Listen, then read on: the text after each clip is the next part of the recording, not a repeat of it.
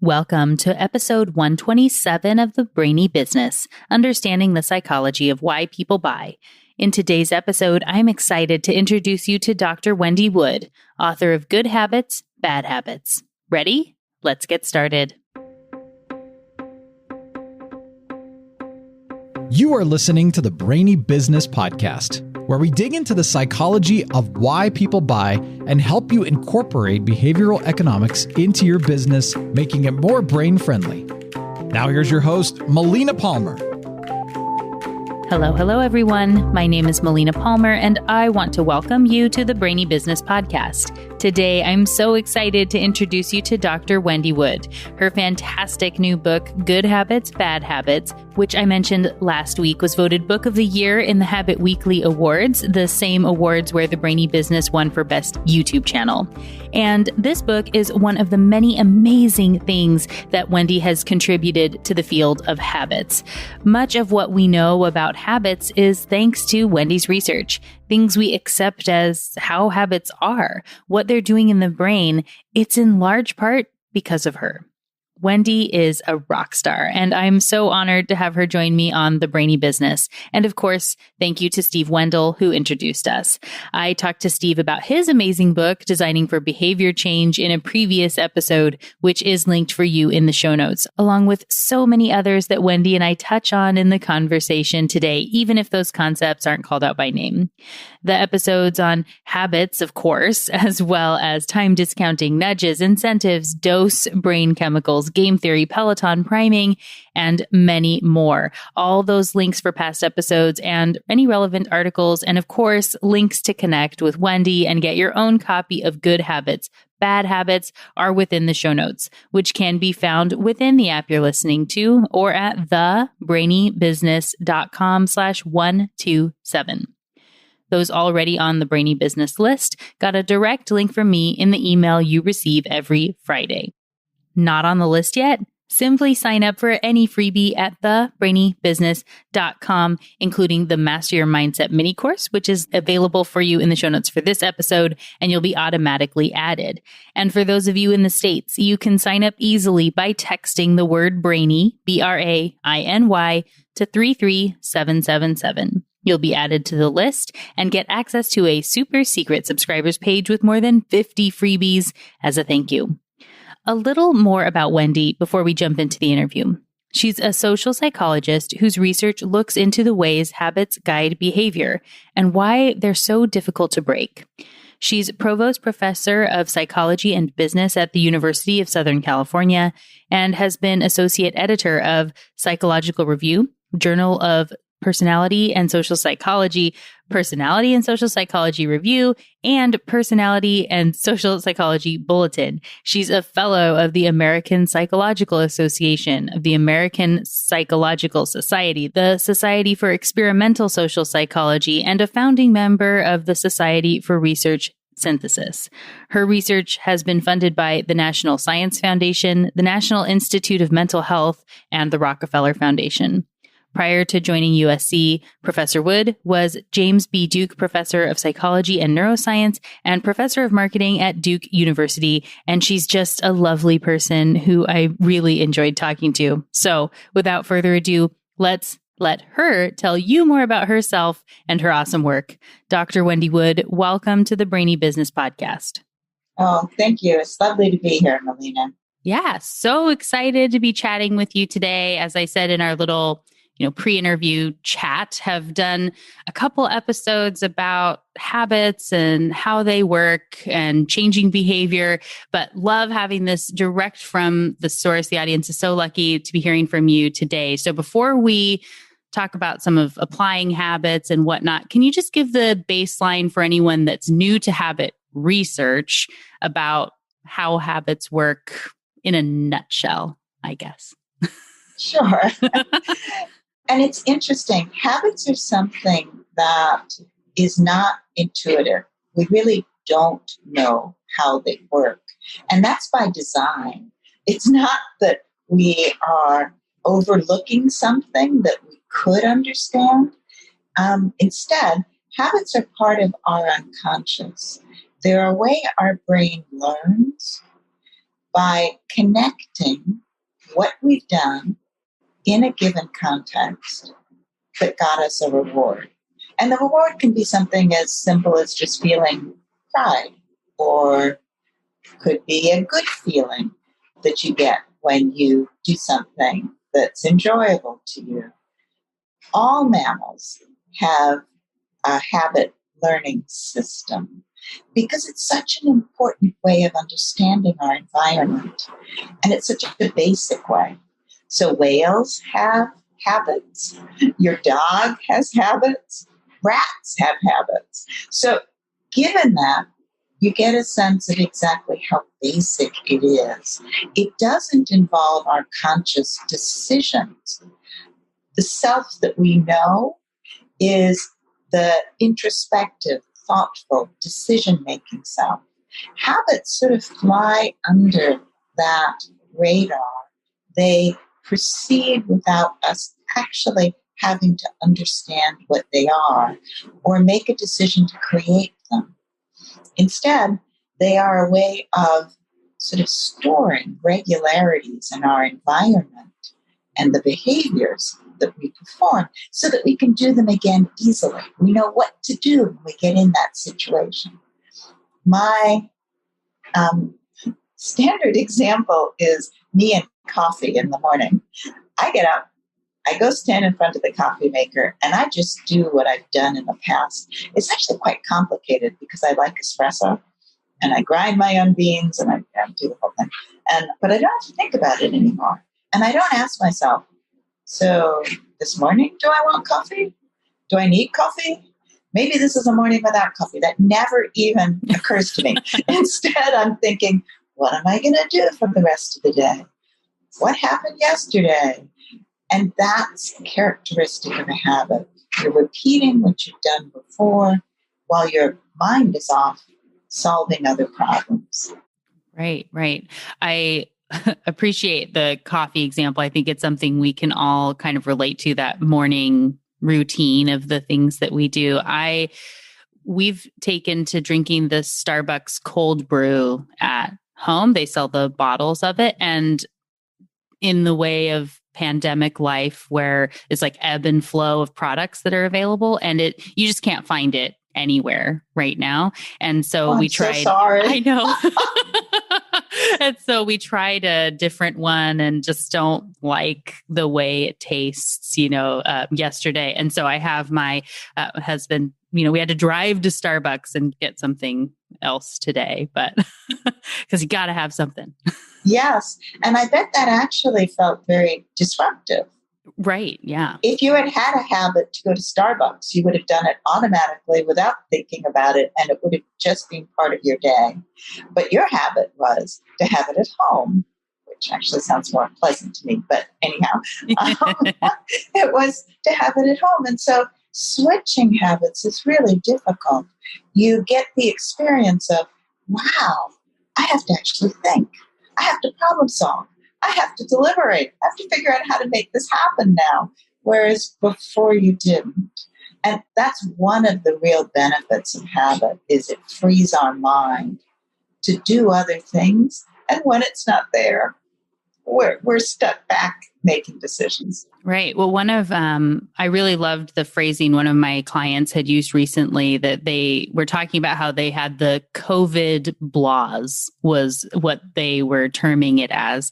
And I've actually been talking about that quite a bit in this piece of where all the things that you were able to run in that subconscious space, that it was just happening. All those habits are so disrupted as we're working from home, teaching our kids from home, not used to doing the Starbucks run anymore. All those even just tiny little things that are now so different. Have you done much research into that space yet, or had a lot of conversations? Any thoughts or tips for people as they're continuing probably to struggle with that blah problem? There's many reasons to feel that with the virus, but one is definitely that all of our habits are disrupted, or were initially, and we had to start making decisions about things that we don't normally have to think about. And that takes energy. And add to that the uncertainty about how to keep ourselves safe, what is a reasonable risk and what's not. How do we see people losing their jobs? People who I would never have predicted losing their jobs have done so. And so all of us have this generalized uncertainty that we're still dealing with, even if we've solved the habit problem. And the habit problem is just going to slow us down. And that's what I would tell people at the beginning of the pandemic. Don't expect as much from yourself as you normally produce, because you have to make so many decisions. But in a way, it's also kind of liberating, because you might find a new brand of coffee that you actually like better than Starbucks. The one that you tried obviously didn't work. But once we're removed from our habits and are making decisions, sometimes we just end up finding things that work better. So I hope that's true for most of your audience, that they found a few things that are actually making their life better. Yeah, absolutely. Well, and I've, speaking like you were saying about the benefits that can come from it, looking for that silver lining, because I work with business clients a lot, saying this is such an opportunity that you will potentially never have again in your business. Everyone's status quo has been disrupted in a way that they're needing to look for stuff where they normally wouldn't. And so if you can kind of sneak in and fill a gap where there wouldn't have even been any sort of awareness before, there's so much opportunity for companies to gain new customers and really fill needs people didn't have before. So I think, again, but it all starts with that base of habits not being able to run anymore. So people are looking for new partners and companies to use. Yeah, one of the best examples of that is Italians starting to use Amazon the way the rest of the world does. Oh. They had a setup of small villages. People went out and shopped every day. Nobody was ordering stuff online. But now with the pandemic, they're being forced to do something different. And they've realized, it is really so much more convenient and efficient to get stuff delivered. You don't get to choose it, and you don't see other people at the market, so there are downsides. But they're experiencing some of the upsides of that. And, of course, Amazon is very good at being nimble and taking advantage of those sorts of opportunities. Yeah. Hopefully it doesn't change that too much. Italy is one of my all-time favorite places. And I love strolling. I did 3 months in Rome in college. And so the nostalgia that I have for that, I love walking through the streets, all the little shops and everything. So hopefully that won't change too much. Well, hopefully they'll keep what is good about it. Right. And then order online for things that they wouldn't maybe normally have access to. Absolutely. Hopefully, yeah, good balance so that it is useful for them and still keep, paying homage to the heritage of all of what they've done over time. The wonderful lifestyle. Yeah. Well, I want to talk a bit about, you use several running examples in the book, and I relate to that a lot. And one of the things that I found so telling and fascinating was that for people who have running as a habit already, there were different cues and maybe primes that you're able to put in for them that worked, that didn't work for those that were trying to start the habit. Can you talk a little bit about that? Yeah. So this tells us something about how habits work. And what we found is that for habitual runners, the place where they typically ran activated thoughts of running. And we found in other research that those thoughts are what perpetuate behavior. Most of the time, we just act on whatever thought is in mind. We can make decisions not to, but decision-making is effortful. People are busy. Acting on the thought in mind is quick and efficient, particularly if it's something that you've practiced a lot in the past, like a running habit, and you know how to do it. So running, if you're a habitual runner, is closely tied in your mind to the context where you typically run. This study was conducted at Duke University, and most of the runners ran in Duke Forest.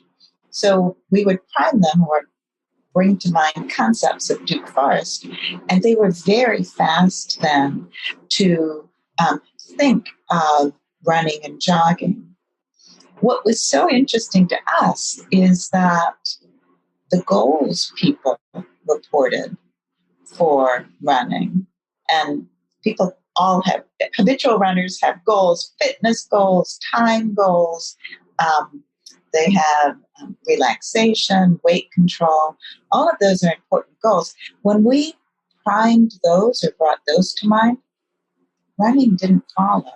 So that's what we mean by habit automaticity, is that the context in which you typically perform a behavior is the one that can trigger thoughts of that behavior. Just like me standing in front of my coffee maker first thing in the morning primes thoughts of, what do you do next? Well, you start to grind the beans. But it primes those thoughts without me having to consciously think, what am I going to do? And that's what we found with habitual runners. We also had some people in the study who ran more occasionally, sort of once in a while. The context where they ran didn't have any effect. For those people, the goals that they had for running, the reason why they got out there brought thoughts of running to mind. So weight control, fitness, they immediately thought of running. And we think it's because for people who do something occasionally, they're still forced to make decisions. What am I going to do today? Do I really have to go running? And so they think of the goal, and then that's what leads them to running. If they can convince themselves that that goal is not very important today, then they don't go running. So it's a very different process for people who have habits and people who don't. Context activates habits, and we usually just act on those habits in mind. Goals are what drive our more occasional behaviors, things that we have to think about, make a decision to do. So is there some sort of a hidden trick or, thought process in there? When I was reading it, as someone who has had a running habit formed before and then was unfortunately in a car accident that made it so I couldn't run for a very long time, and you're trying to bring it back, and now it's back in the goal mindset, right? Like, well, my goal of healthy lifestyle doesn't exceed my goal of not getting rained on here in Seattle or whatever that is, right? So is there something as far as thinking more about the goals at the very beginning and making that essentially top of mind to help form it into a habit, or running in the same place at the same time, more consciously building it into a habit for yourself and trying to nudge those triggers along? Is there any way to do that? Yes. Yeah. So habits form from repetition, doing something in the same way over and over. And that's when your brain starts to pick up habit memories. It starts to learn habit memories. So there are a couple of things you can do to make that more likely. One is obviously do it in the same way every time. And if you do that, you're going to be more likely to form a habit. But you also want to be able to repeat it regularly. And there are a couple of tricks to repetition. One is we're just much more likely to repeat behaviors that we find rewarding. And rewards don't have to be money. This is not economic incentives. Rewards can be things like, whoa, I'm proud of myself. I'm back to an 8-minute mile. That's what I was doing before I had an accident. Nope. Not even close, but I get it. So that kind of thing, or you could try on some clothes that you haven't been able to wear for a while and then think, whoa, I'm getting back to my former self. All of those things are rewards that you experience when you run, and that makes it more likely you will continue to do so. For you in Seattle, it might take buying some really fancy rain clothes that you really like to wear and that are rewarding to wear and that keep you dry, not too sweaty, right? Yeah. as you work out. So those rewards are really important. There's another thing, though, that research has shown is really helpful, and that is to find situations that make it easy for you to run. And that just kind of sounds obvious. Well, you're going to do something more if it's easier. But you can actually engineer that. So you can take your running clothes and put them in a bag and put them in your car, or put your running shoes, if you go from home, put your running shoes by the front door. You can sleep in your running clothes even. So make it more likely that you will do it. And I have an older son who is a highly motivated bike racer. He is just so committed to this. But motivation is not enough. He still has to set up his environment to make it more likely that he will train. Pre-COVID, he would come home from work and there would be the couch and there would be his bike trainer on the side, and he would think, oh, maybe I'll sit on the couch for a bit. We all know where that's going. Right. So, because he was tired. It was the end of the day. He'd been at work.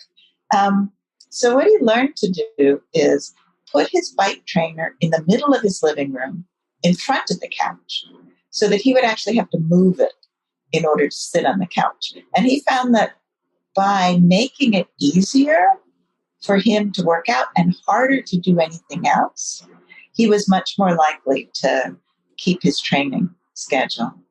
And all of your business listeners already know this, right? That for retailers in stores, there's a saying, eye level is buy level. What you're doing is you're making it easy for people to buy things on a certain shelf. And at least in the wine section of my grocery store, all of the cheap wines are way down the bottom that you have to reach for. The more expensive wines are eye level and slightly above, because that's where people look in a grocery store. And shoppers are influenced by that. But that's sort of that's a marketing technique that we can apply in our own lives to achieve our own personal goals. Make it easy. There's a lot of science behind this. Yeah, absolutely. I had Roger Dooley on the show. It's been a year now, I think, almost exactly probably from when these two come out, but talking about his book, Friction, and in that reducing friction and how much easier that can make everything in the buying process and just in life in general. And I'm sure for the running habit, because, all habits are essentially formed on the same basis of action, right? Yes, you have to do something. The running habit, the coffee habit, the checking my email first thing in the morning habit, and feeling like everything gets sort of like sucked into, or social media or whatever that is. If you want to be more productive, there are some things that you can do with thinking about habits. Do you have some tips about any of that space? Yeah. Along with the idea of making the desired behavior easier, you want to make the things that are troubling you, that are problematic, more difficult. The most sort of graphic demonstration of this was a study done with 2 bowls of food. One had popcorn, buttered popcorn. The other had apple slices. When the apple slices were right in front of participants and the popcorn was a reach away, they consumed 50 calories on average. When the popcorn was close by and the apple slices were a reach away, they ate 3 times more calories. And this is just as a snack in a study, and they could see both bowls of food.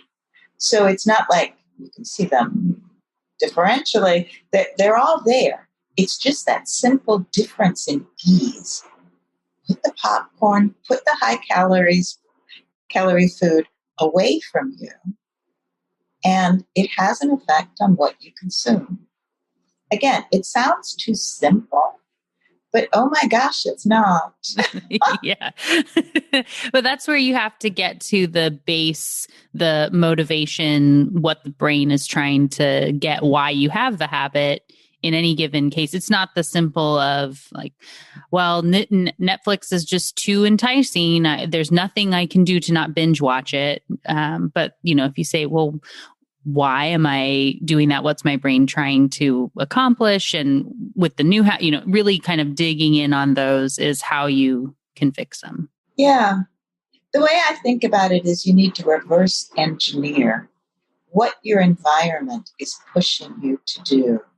So there was a psychologist, Kurt Lewin, middle of the last century, who believed that we are all being influenced by forces around us, as well as forces in our head. But he believed in the forces around us, unlike many psychologists.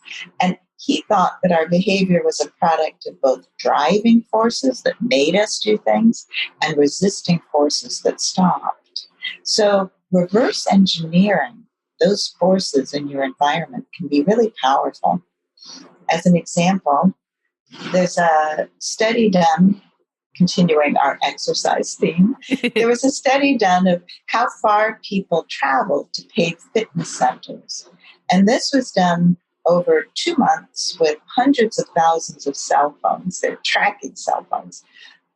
And what researchers discovered is that if you travel 5.1 miles to your gym, then you're likely to go once a month.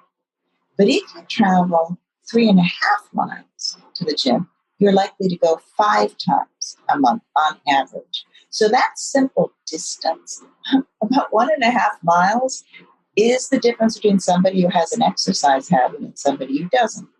And what it indicates is that if you can incorporate the desired behaviors like going to the gym into your daily routine, if you can make it easy, I go to work, I go to the gym that's on my way home, and then I go home. It's so much easier to actually get yourself to do these things. Friction is real in our lives. Those resisting forces are real, but we can reverse engineer them. Yeah.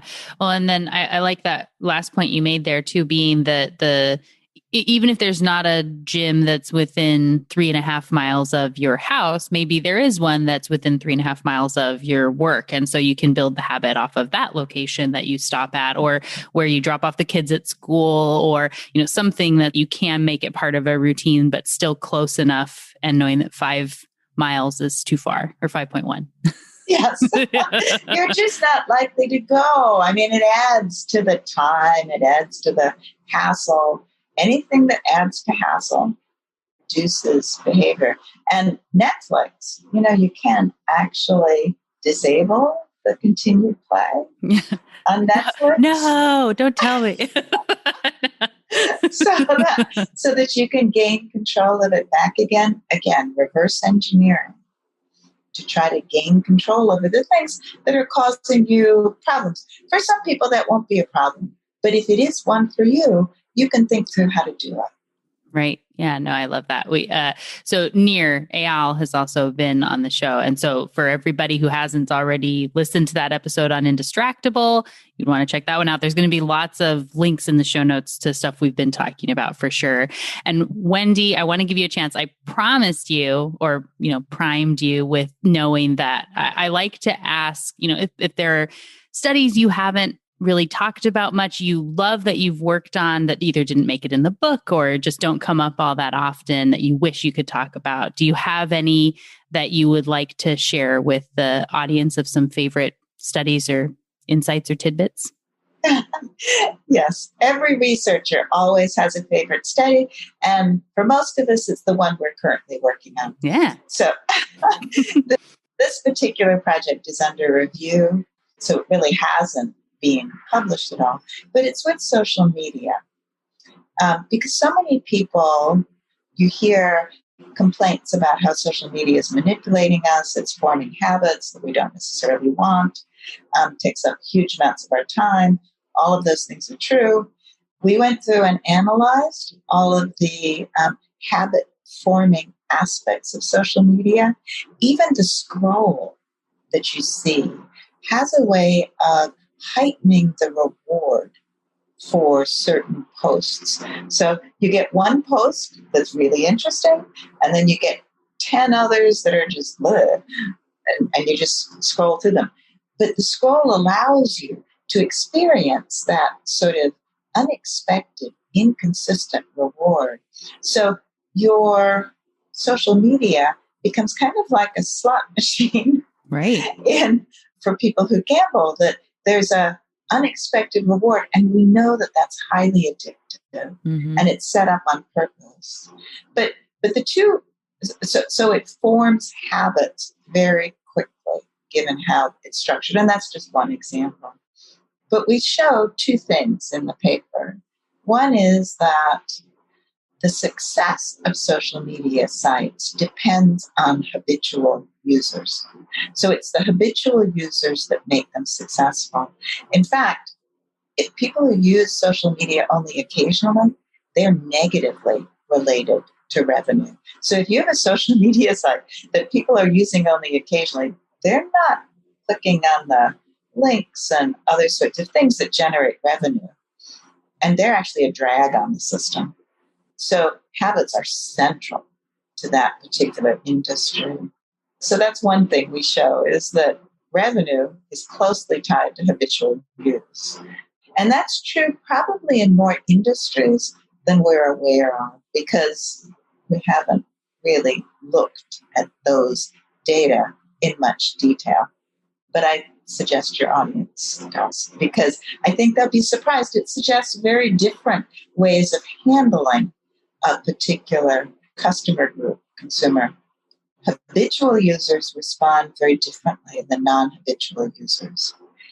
And we show that in a study of Facebook. Facebook changed its posting display in 2008, and we have data on how that affected use. Facebook did that to get people to post more, and that was true in general. It did get people to post more, but it didn't get the habitual posters to post more, because what it did is it changed the cues that they were responding to, and they actually posted less after the change than they did before. So back then, in 2008, they had a good number of occasional users, and those occasional users were more likely to become regular users with the change. But it disrupted the habitual posters. So you have to be careful as a marketer that you're not creating, by improving a product, that you're not creating a problem for people who use it habitually. And probably the best known example of this is with Tropicana. Tropicana changed the design of their orange juice cartons at one point and lost huge numbers of customers because people couldn't recognize it anymore on the grocery shelves. They may have gained new customers that way, but they ended up losing a lot of their habitual customers because they changed the cues that people were using to choose that product. Yeah.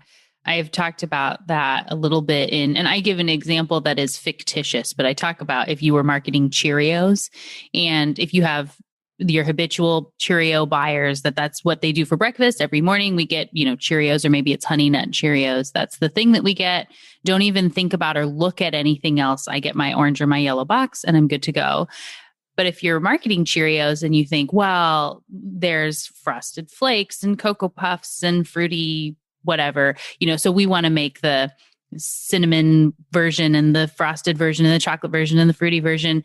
And so now maybe you're attracting some of the people that were buying Fruit Loops to buy yours, but you're probably actually, if you get those people, you give coupons to those who are buying Honey Nut Cheerios to go get the other ones. Now you've introduced this idea of doing something else for breakfast and like broken their habit.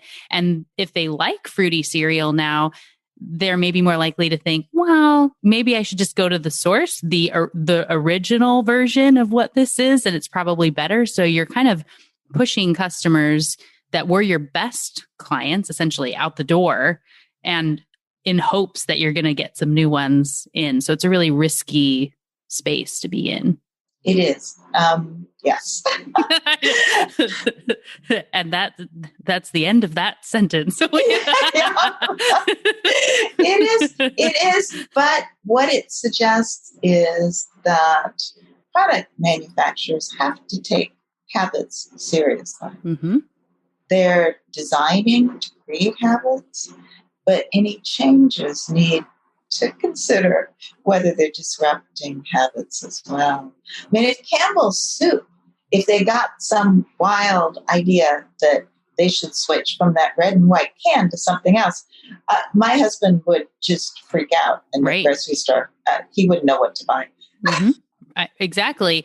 And then you would just be distracted by trying to find and remember what you're getting. And maybe those blue cans look a little bit interesting now and you're going for something else. So no, I love that example. It's so feel like we need to be chasing trends, but more often than not, it's good to just sort of keep with the habits that you already have. Yeah. So that is the trick. How to keep up with current developments while taking advantage of the cues that already keep your habitual customers coming back. Yeah. Well, I was thinking as you were talking about that, how for most industries, company types, what have you, the, habits and revenue go together. And like you were saying, obviously with social media, Netflix, those sorts of things. For social media, that's certainly true. I don't know if it's always true for other products. I just have the data on social media at this point. Of course. But so I was thinking, though, of as we've been, got to bring it back to fitness again. And so when you look at that, the traditional kind of a gym model, their revenues are actually kind of have an inverse relationship with the habit, right? So not to say that they don't want people to come in, because they do. We're giving the benefit of the doubt. They want people to be healthy. That's why they have a gym. But their model does rely on people not necessarily using it.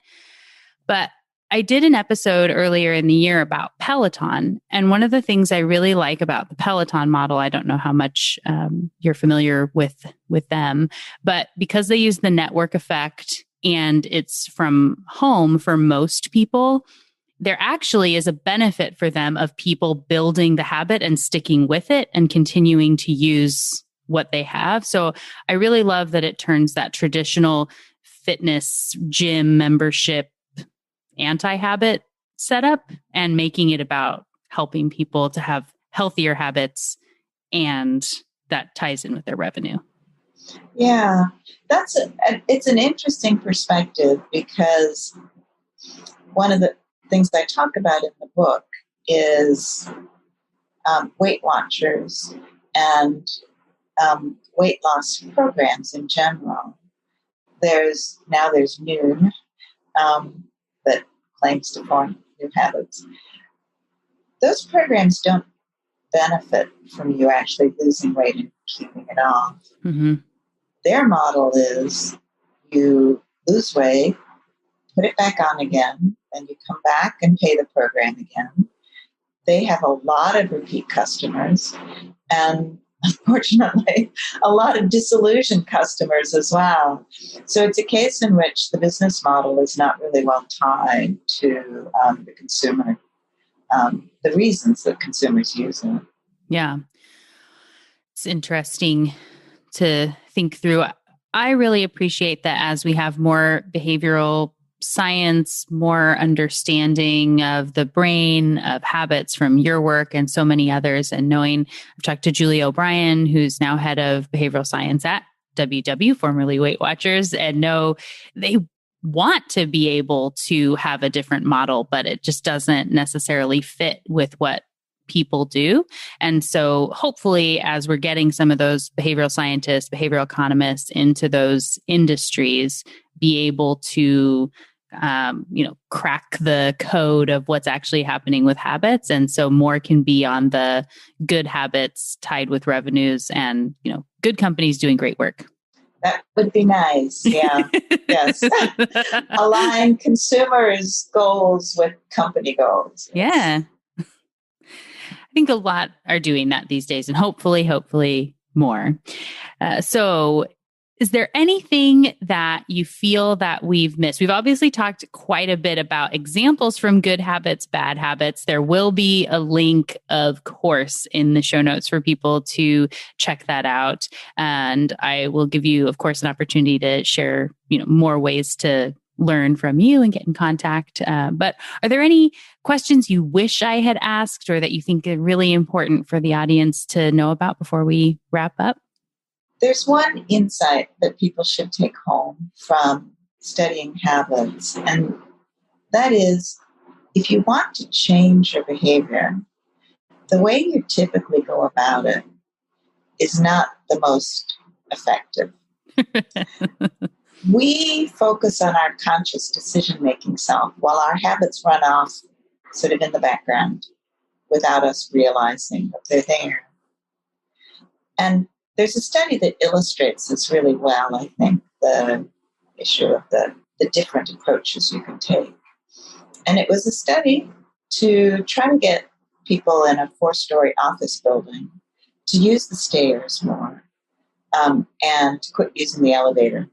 So the researchers started off doing just what we do in changing our own behavior, which is they started off trying to convince people how important it was, commit them to this whole thing about taking the stairs, it's good for your health, take the stairs, saves energy. So they put signs up all over the elevators, had no effect. People kept taking the elevator. Mm-hmm. So what they did is they tried a little bit of this friction, which our behavior is very responsive to. They slowed down the closing of the elevator door by about 16 seconds. And with that, a third less trips on the elevator. The elevator trips were cut by a third. So what that shows is that people are really sensitive to small amounts of friction on their behavior. And what was so wonderful about the study is 4 weeks later, when the researchers put the elevator back to its normal speed, people kept taking the stairs. They had started doing so when the elevator went wonky and they weren't willing to wait for it anymore. But they kept doing it because they formed a habit to take the stairs. They figured out how to do it. They figured out that it actually does increase fitness and is good for you. And so they started to feel good about doing that. And they kept doing it even when the elevator sped up to normal. So if you can do those sorts of things in your own life to make it easier for you to do the right thing and harder to do the thing that's plaguing you, it's giving you problems, then you'll make it much easier to change your behavior, change the environment. Oh, awesome. That is a fantastic example. I love how it shows just the tiniest little tweak that can make such a big difference. So thank you so much for that and all the wonderful insights that you've shared with us on the show today. And now, what is the best way for people that want to learn more from you, get insights, any of the socials, or how do people get a hold of you? I am on Facebook, I'm on Twitter, and I'm on Instagram. My Twitter handle is @Prof. Wendy Wood. It's great if people want to get in touch with me that way. I'm also on LinkedIn, and I teach at the University of Southern California. So all academics have easily discoverable emails. Yes. If someone wants to do just a tiny bit of work, they can figure that out. So we will link to your Twitter in the show notes. We'll have a link for Good Habits, Bad Habits for everyone that I know is excited to go pick that up.